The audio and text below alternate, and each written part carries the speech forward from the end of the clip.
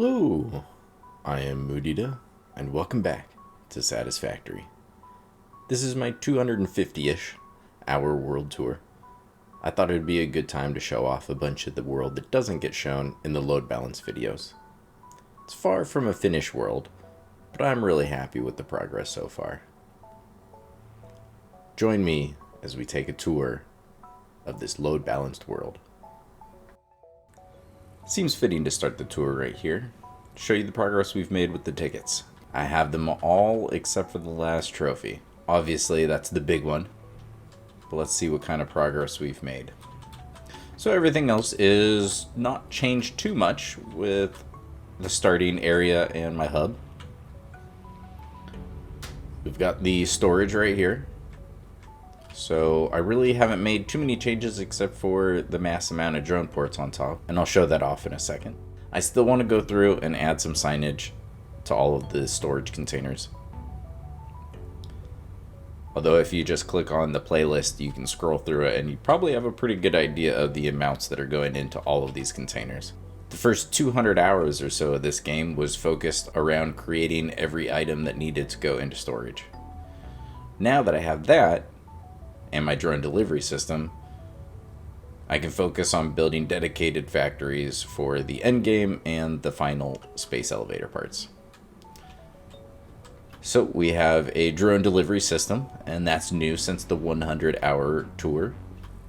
Each item that's being sent to storage is also being sent to a drone port.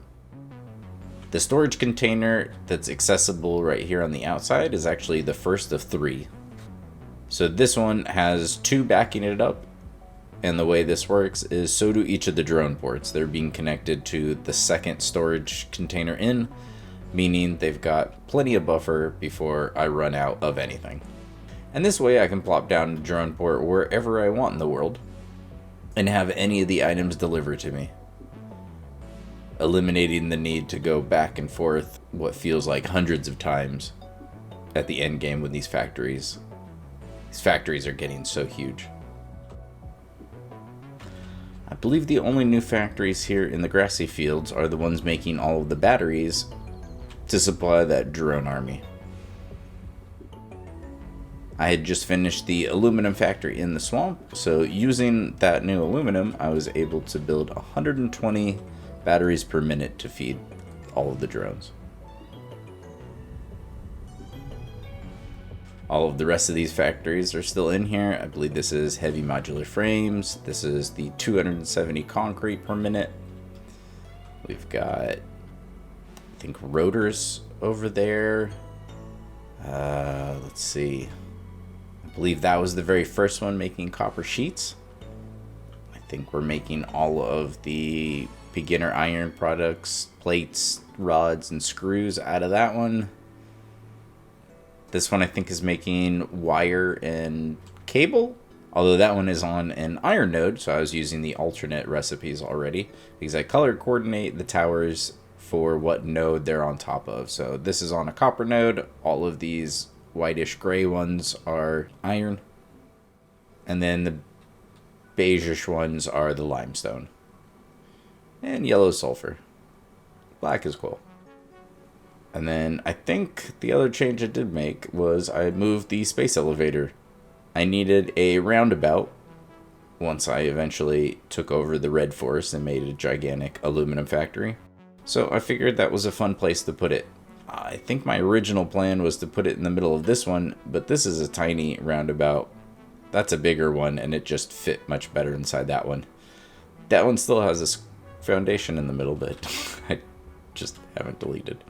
But speaking of trains, let's go take a look. Actually, before we do that, let's see, where are we on our progress? So we're at 141. We're sitting at a nice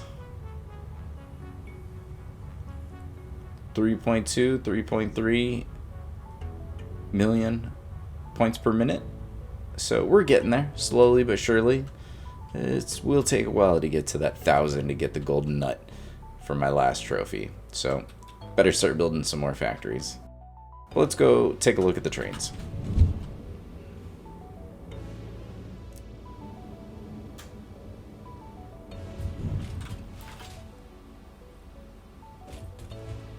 So even though I'm using the fly mode, I do like to be able to just set a destination and then just be able to kind of sit back and enjoy the ride, honestly. You do all this work, sometimes it's nice to be able to just soak it in. So as you can see with the station list, some of them have the asterisks in front. The reason for that is these are my stations. So I have a station where it's just a train station. There's no freight platforms at all. I did this originally so that I had a place to park my project train and all of its freight cars while I was building a new factory. And then I come to just love the idea of being able to just park my own train. It doesn't really take up too much power or anything like that. And it gives me a great easy way to be able to get around the map and sometimes, go make a sandwich while it's happening. And even though I use the fly mode, sometimes I'd like to be able to just sit back and relax and watch the journey. So let's kind of take a tour around the world. Let's first go to the West Coast Oil, because those were some of the newer factories that I built from the 100-hour save.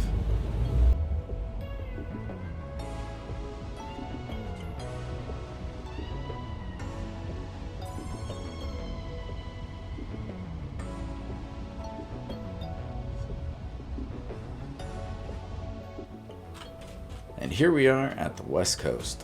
So I believe I've got a hypertube over here. Perfect. We've got our 2 priority power switches. So this one is connecting the fuel generators. So this is 18 gigawatts of power, and that's controlling this one. And then this is doing the plastic. So that is the 1,500 and some odd change plastic per minute. And this one right here is the 18 gigawatts of power. So instead of doing it as a tower, this was my first one where I laid it out all kind of on a flat ground, and it sure is a lot easier than building it across multiple levels. Now, doing the diluted package fuel does definitely make being able to do it in a tower just so much easier than dealing with the pipes and the pumps and moving liquids up and down that much verticality. But building out on the water is just so much easier and satisfying to be able to put it all in a much closer, compact area. So I used the same sort of design over here to create the fuel, but instead of making fuel generators, we used the recycled plastic and recycled rubber recipes to use the resin to turn it into plastic, and then the plastic to rubber, and then that rubber into plastic.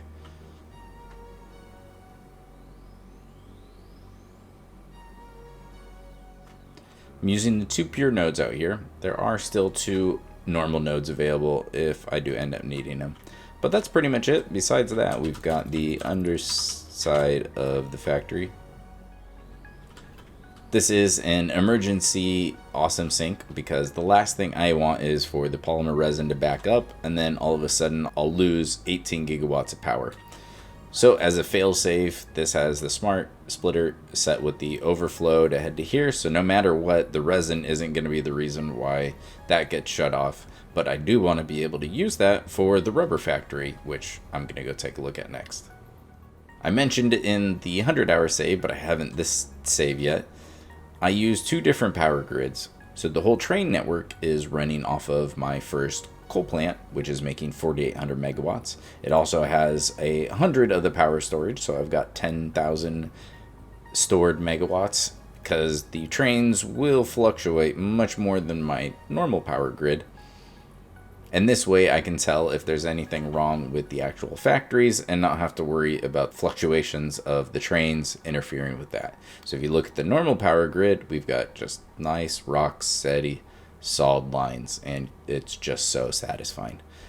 But I love trains and I want to use them.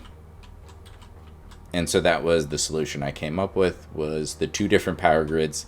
Because ultimately, 4,800 is still going to last me a pretty long time. Even though my max consumption is pretty high, a lot of that has to do with the amount of freight platforms I have that only get turned on when a train is docking in the station. So there's no way I'm ever going to hit this because some of the freight platforms are on a one-way track. So there's only one train station and I can't dock at both sides at the same time.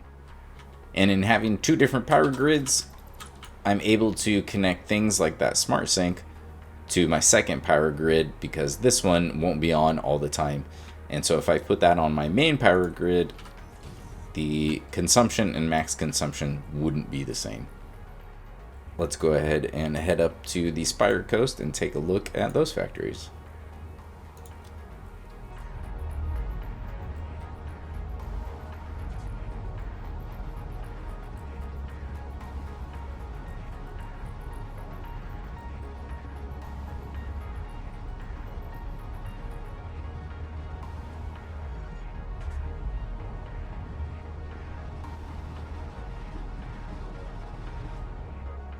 And here we are at the Spire coast. So let's take a look. Actually, let's go this way first. We'll go in order that we made them. So if we come over here, I can go ahead and take this hypertube to our 3600 rubber factory.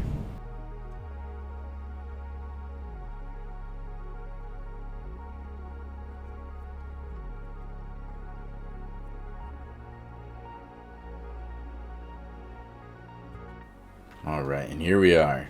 So, you'll probably notice a very similar setup, just like the plastic factory. Made this one after I did that one. It's using the same diluted packaged fuel. And then we're using the polymer resin. But because I needed to squeeze even more out of it, I am shipping the polymer resin from all of my power plant factories, because I wanted this to be the most efficient, and normally there's a pretty big deficiency of polymer resin, and so you have to use some of the last steps output to cycle back to this first step, making plastic. Instead of doing that, I used my handy dandy train network to go ahead and pick up all of the polymer resin from my power plants and be able to use all of that here instead of just sinking it at those factories. So I was able to boost the production, and this factory produces 3600 rubber even. And currently it's all just being sunk, but I am going to use almost every last bit of this for what I have planned for the last space elevators. Alright, so back at the train station, if we go to the other side, we can take this hypertube to take me to the 48 gigawatt turbo fuel power plant.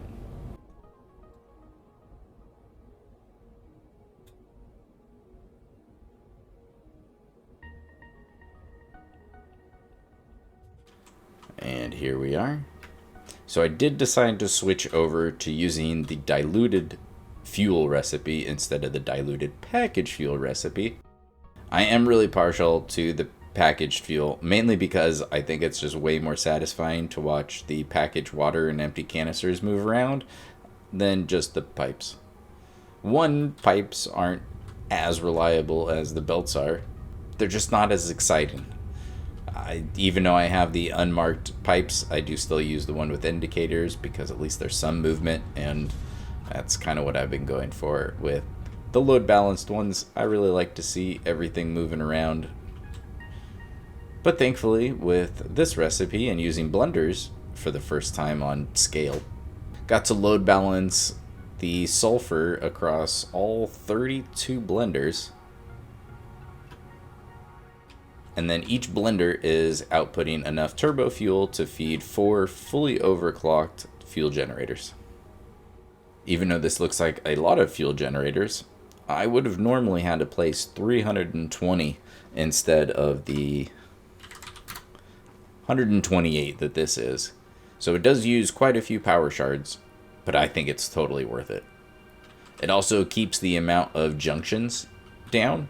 You don't have to split the amount across as many machines, which honestly I think is one of the issues with pipes, is once you start to have to split or merge it too many times, that's when I usually start having more issues. And why I try to keep a lot of these systems as small as possible, instead of merging them together into huge groups and then splitting it back up. So far, that's what we've got built out here in the Spire Coast. So let's head back to the train and head on to the next biome. Alright, I'm going to head to the red jungle next. This is kind of going to zigzag through the map, and honestly, it's really the excuse I needed to show off my train network.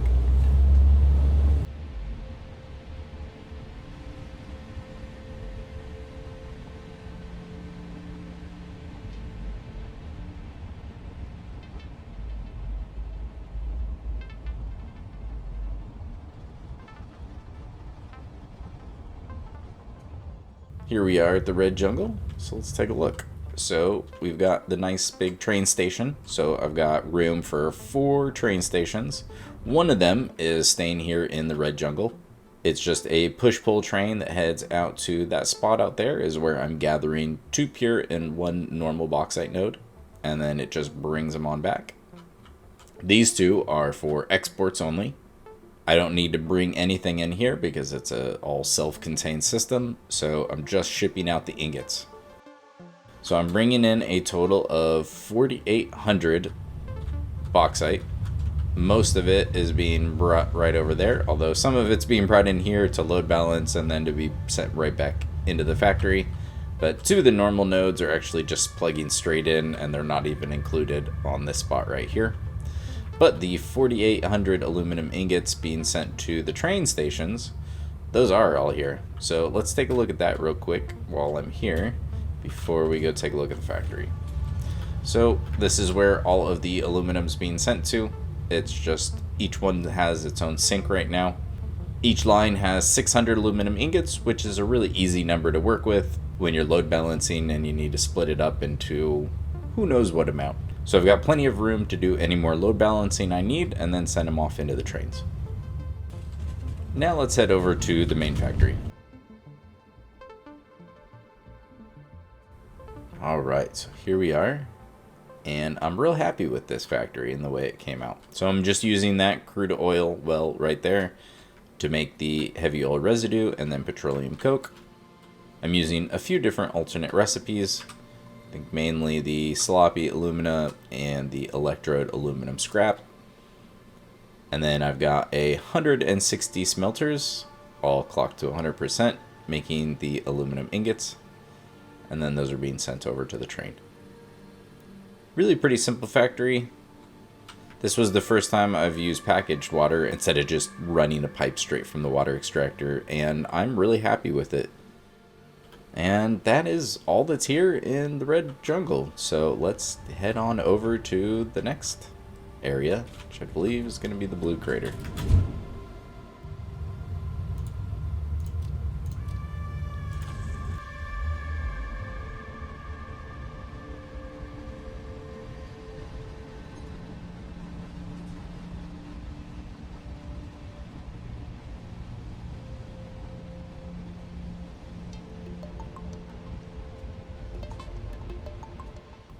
And here we are at the blue crater. So this will be real quick because I don't think much has actually changed. So originally, this after the starting biome, this was the next one that I kind of came over to conquer. So I built a factory to do all of the steel products because there's a good amount of iron and coal out here. And I had never made steel out here, so I thought that was fun. So we've got the steel pipes, beams, and encased industrial beams being made here. Tucked behind this behemoth is our motor factory. So we've got motors being made there. This two-tone monstrosity is the electronics factory, making pretty much everything from AI limiters all the way up to supercomputers. The factories out there, one is supplying all of the quartz and silica for this thing. The other one has refineries using the pure quartz recipe, and that one's making all of the silica and quartz and crystal oscillators for my storage. And then we built the first of the 2 18 gigawatt power plants that I have using the same diluted package fuel recipe. So this one I thought was an interesting way to do it. I had never built a power plant vertically, and so that was a fun challenge, and it came out really well. I'm real happy with it. And then I squeezed this in, The goal of this was to make my first amounts of plastic and rubber in a real healthy amount. I originally had a real temporary factory down there, deleted it, and replaced it with this thing once I had all the recipes that I needed. But it's using the same diluted packaged fuel recipe, and then again using the recycled plastic and rubber recipes to go back and forth until you've created a whole bunch. So I believe this is making like 780 and 800 something rubber, some of which is already being used in the electronics factory. And then really the big change for this place was actually adding the train stations and somewhat using them now. So I'm shipping out 160 rubber out to the Dune Desert, 80 for cooling systems out to the swamp, shipping the 360 polymer resin out to the Spire coast, and 240 plastic is going home just for batteries. So it's a fairly busy little train station. But let's head on to the swamp next.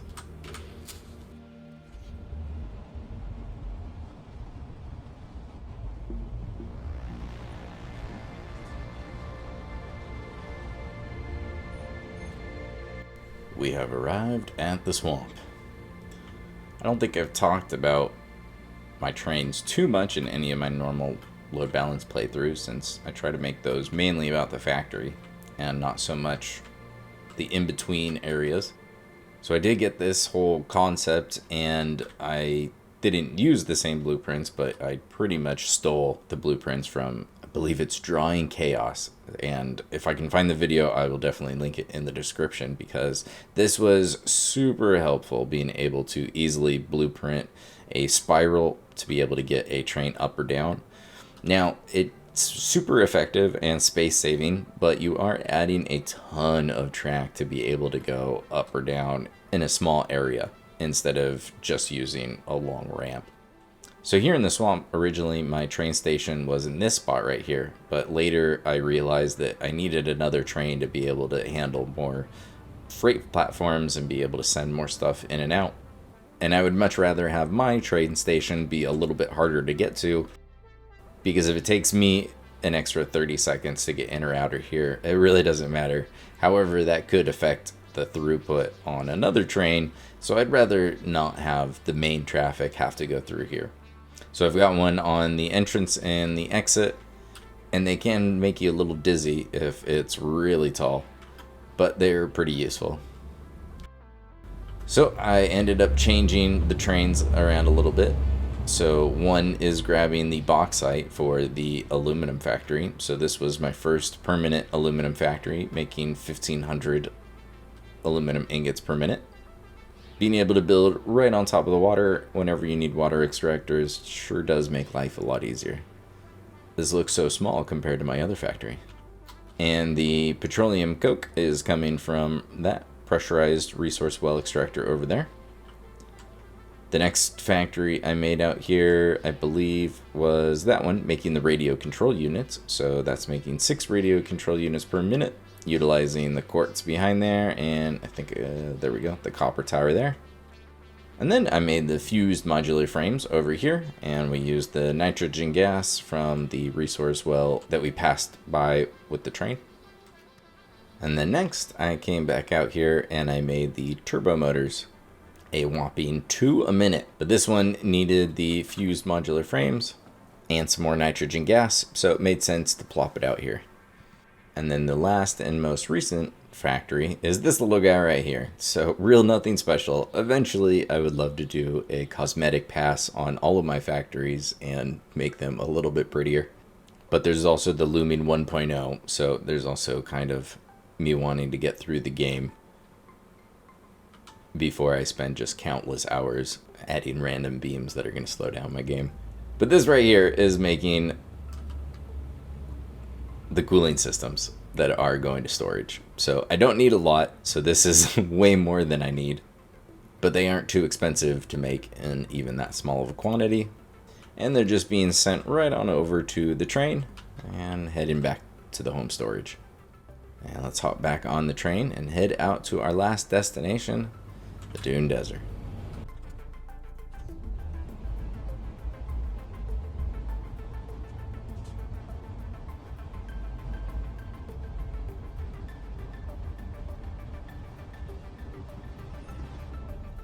Here we are at our last stop, the Dune Desert.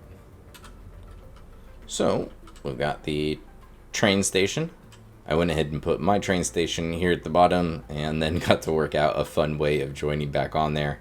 I decided I could have done another spiral right here, but I decided to switch it up and do something a little bit different. So I just have the entrance and exit, it's rejoining the train tracks, up here, and then they just kind of drop down and then loop around. So I'm definitely no expert in trains, but they've been a lot of fun to play around with, and I mean, who doesn't love playing with trains?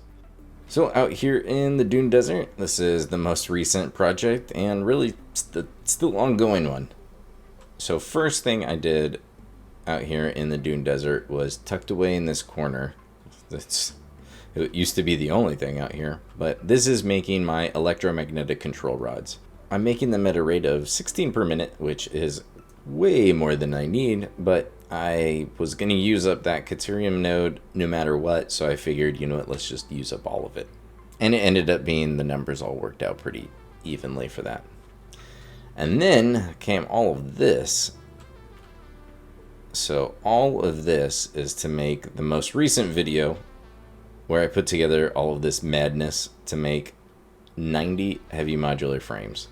So most of these towers are making steel pipes. I'm making just shy of 4,000 steel pipes here.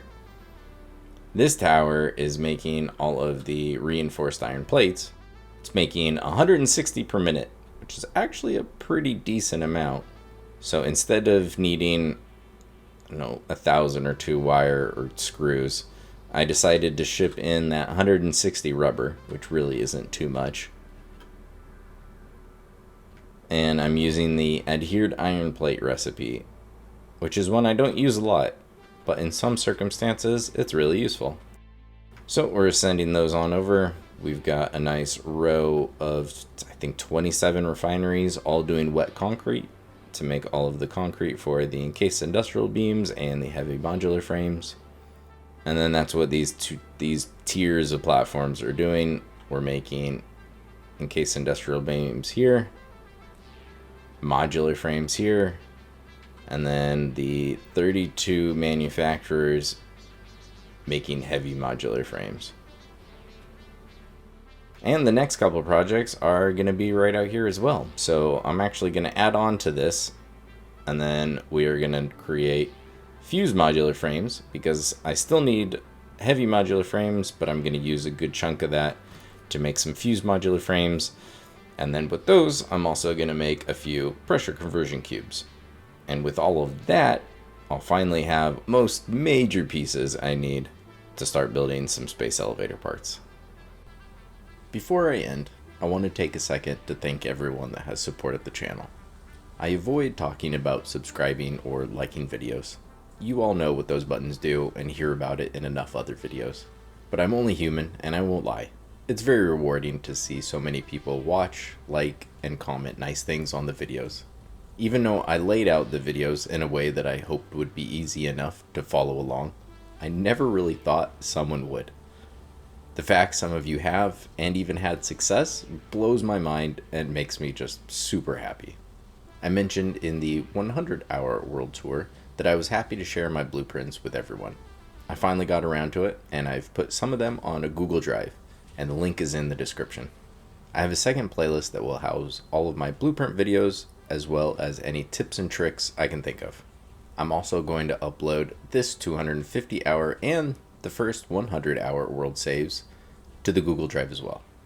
If you have any questions, comments, concerns, or haikus, let me know in the comments below. And that will wrap up my 250-ish hour world tour.